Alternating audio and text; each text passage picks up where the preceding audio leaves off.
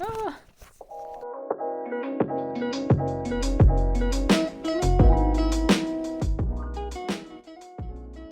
So it has been a while since I've been around here. Things have been strange, as I'm sure they have been for you, but I've now got a job. I moved back because I moved in with my mum for a bit for obvious reasons. Don't know when I'm going back to my flat, but it's all good. My life is good here. I can work from home. It's all very comfortable and I'm very lucky in that sense. So now I'm getting back into the swing of reading because I haven't really got anything else to do, and it is a massive comfort right now. And I've never done a reading vlog, but it felt like the perfect time to do it because I have a very scary book that I want to start, but it's really, really scary. So I thought, what better way to get myself to start than to feel like I'm doing it in company, even though it's just me and my phone. And this is said terrifying book. I have read Norwegian Wood and I enjoyed it. I've since realised that there are some weird bits in his writing. There are some weird sexualizations. I know Kutch Book Club on Instagram was kind of the main person who shed light on it for me, but his writing is brilliant. I read Kafka on the Shore as well, but I read it when I was backpacking in Korea by myself. And I was really depressed at the time because I was just really lonely, like backpacking by myself and having a bit of a crisis. So I kind of half read it. I wasn't fully in it. And I found the magical realism kind of weird at the time. But I love a dystopian, and I've been getting really into other Japanese translated fiction right now. Like I just read Kitchen over Christmas and I loved it. So I thought, I don't know why I thought I would do this, but I thought I'd give it a go. I've always loved dystopian books and I want to give Murakami some more goes.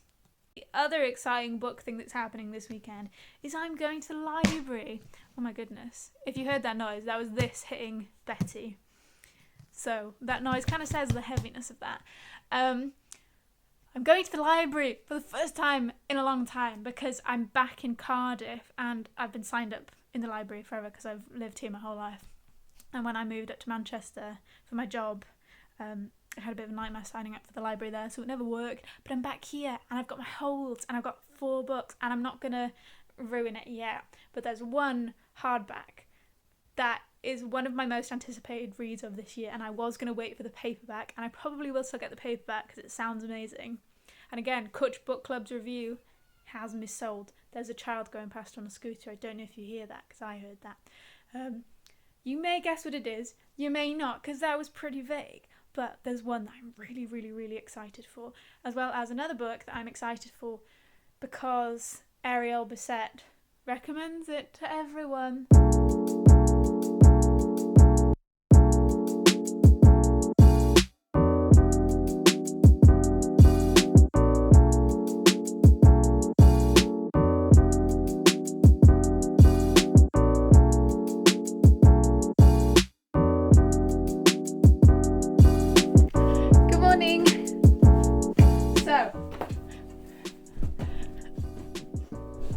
Very low down here. Have a little, oh goodness me, my Google Assistant is coming up.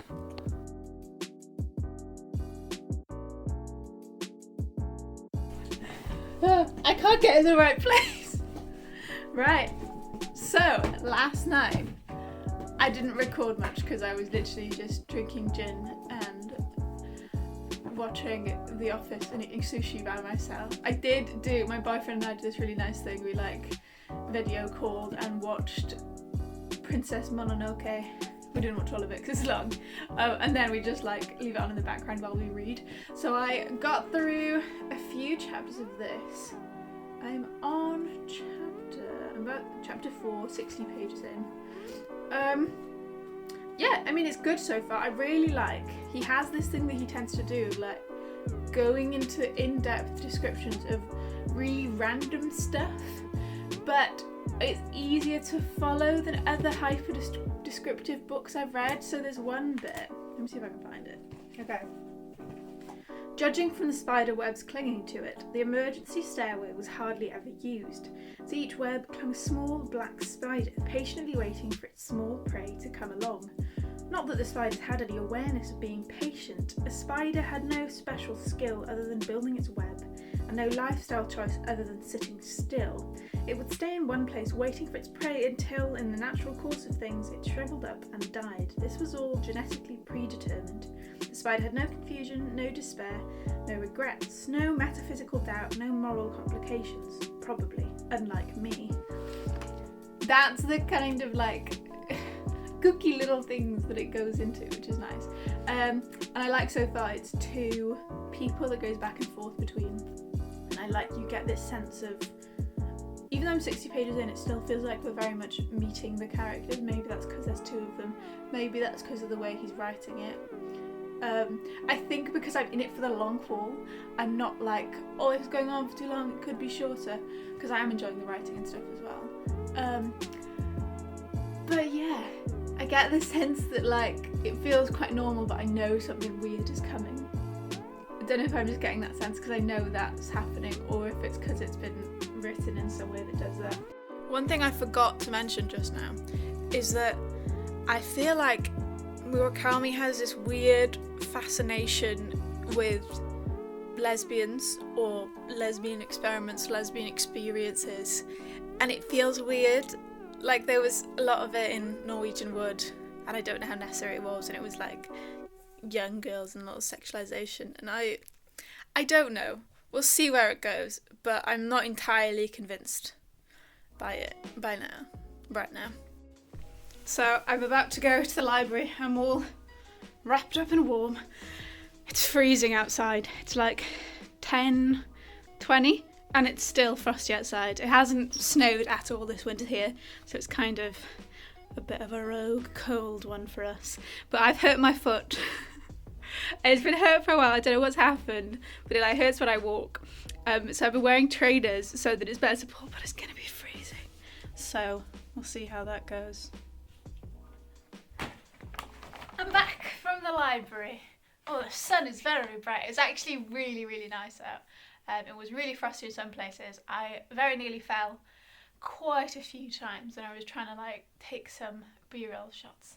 I'll insert a few in here when I just talk through my journey into town. It was nice to get out. I haven't really been walking anywhere lately because I've been working, and then it's dark when I'm done and my foot's been hurting, but I actually think it was quite good for me to get out and just walk around for a while. So now it's book time. Right, I will start with, no, I'll build up to the 2 that I'm most excited for. So the first one is The Idiot, which I've seen around a bit.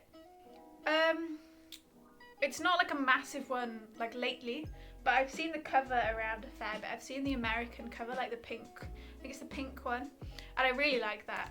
This is cute too. But it sounded a bit like an academia-y type coming of age thing, which is a very niche genre, but it's quite a nice Gilmore Girls-y type vibe. This isn't, I'm not sure if I'll enjoy it. I'm not sure. I get the sense that it might be like a lukewarm read, and it's not one I've ever been fully convinced that I wanted to buy, so I thought, you know what, it's in at the library, I will get it, I will give it a go. And it's nice and tie-dye, the cover, so that'll bring me some joy, which is very fun.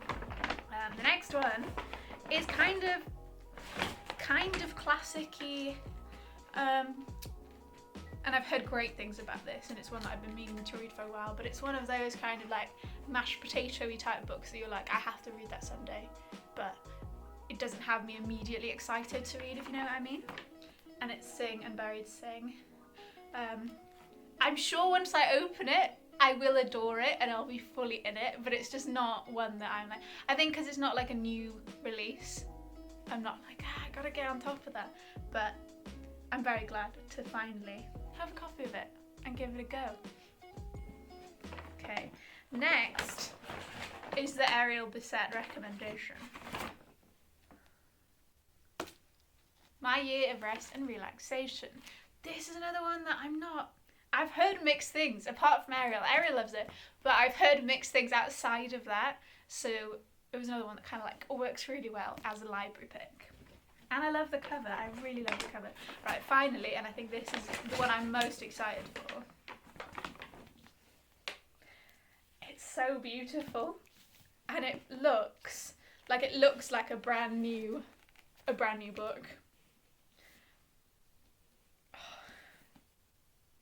You know what? This is really lame, but I'm really excited to have the hardback version in my hands. Look at those little birds on there. I'm really excited to have the hardback version in my hands because I still, we'll see how it goes when I read it, but I still want to get the paperback version, but I'm trying not to buy hardbacks because they're not my favourites and they're very expensive and I can wait. I've got enough things that I want to read, but now that I'm here, I'm very glad that I have this. I don't know what I'm going to do about it. I really want to start reading it. I feel like it might give me similar vibes to Betty in I think it might be like a multi-generational, multi-perspective, yeah. Luminous tale that resonates across generations. So it feels like it could be similar vibes to Betty. So maybe I'll prioritise this over Betty, but I am really liking Betty. Oh, I don't know. I need to focus on 1Q84. That's what I'll do now.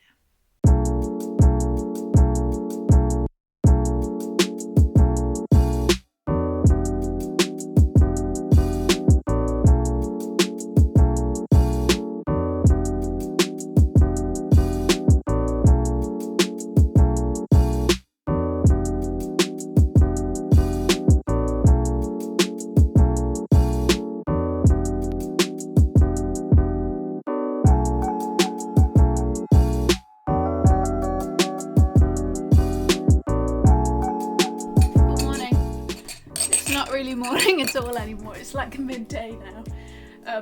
But you know, yesterday I said we haven't had any snow. We've had snow now, so it felt like the perfect morning to just stay in bed and read. But yesterday I didn't end up starting any new books like I was adamant I was going to, because even though I wasn't like fully in 1Q84, there is something about this book that when I end a chapter I'm like, yeah, I could keep reading a bit more. I think it's a combination of the fact that it's two people, so you're like, oh, this is the cliffhanger they left it on last chapter, let me keep reading so I can get to that.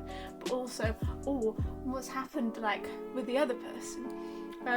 So I find that consistently with books that are like multiple perspectives, I always go through them quicker, and I find them easier to read, and I find the pacing better because I'm like, oh, keep me guessing a bit. Also, there's a lot more happening. There's a lot more, like, I'm about, let's have a look, how far am I? Like 230, 245, I just hit chapter 14. So it's like, there's been a lot more mysterious stuff happening. In terms of the dystopian stuff, it's not really there yet. There's a bit of like, the year being 1Q84 has been slightly explained, and there's this stuff of like kind of parallel universes, but it hasn't really, there hasn't been that much on it. It's just been like, the year is different now, something is wrong, but then it's just gone back into like their backstories and stuff. It's weird, it still feels very much like the introductory stage to their lives. There's not like masses happening in the plot yet, but I'm still intrigued. Maybe it's just because I want to get through a lot of it this weekend, like because I've told myself, oh, this is a weekend I want to like start getting through it a lot. Maybe that's why I'm going through it a lot. But I think the plan is, so it's split into 3 books. This has got all 3 books in it, but I think the best way to deal with it will be finish like book 1 and then put it back on my shelf for a bit and go on to some other books, because I have so many books that I want to read. Like the main thing putting me off reading this size book generally is I've got so many things I want to read, so I don't want this to be my like core read until I finish it. So I might discipline myself and be like, right, stop after book 1, stop after book 2, and maybe I'll enjoy it more then as well, because I won't burn out from it. I'll be like, keep myself gassing a bit. Good morning. So it's Thursday? Yeah, it's Thursday now. I know this is meant to be a weekend vlog, but I wanted to keep it going until I finished the first book of 1Q84, so I could kind of give my conclusive thoughts. Yeah, it's definitely getting a lot more interesting. There's a lot of stuff about cults. There's this cult that's involved in it. I'm not entirely sure if it is a cult or not a cult, but there's something culty going on that is quite a key part of both protagonist storylines. So like for a while it seems like they're very separate, and then it starts being more crossover, but you can't tell if they're like actually in the same worlds or not. So I'm feeling a bit more intrigued, but I am very happy to be stopping after book 1 because I started The Mountain Sing last night and it's beautiful. Like the opening chapter, it's devastating, but it's beautiful. And that kind of books that are historical fiction based on the author's family history is kind of, I just get a lot more from that. And I don't know, it's just the kind of books that I love the most. So as much as I'm enjoying 1Q84, it's not, I don't think it's the genre that brings the most out of me. So I'm enjoying it, but I'm glad to be splitting it up to get back to some more of the kind of content that I really, really love. I'm definitely glad I started it, and I enjoyed doing this vlog. I mean, hopefully you guys are having all right week. I know it's horrible out today, and it's all a bit Groundhog Day, but I really enjoyed doing this book vlog, and it kind of made me think more positively about the amount of book stuff I've got going on in my life. Yeah, I think I want to do more of these. I don't know. Let me know if you want more of these, if there's any other kind of content you're interested in. I think I want to do like something like what your favourite like TV characters' favourite books would be and stuff like that as well. Some more fun stuff. But yeah, hopefully you enjoyed this and see you soon.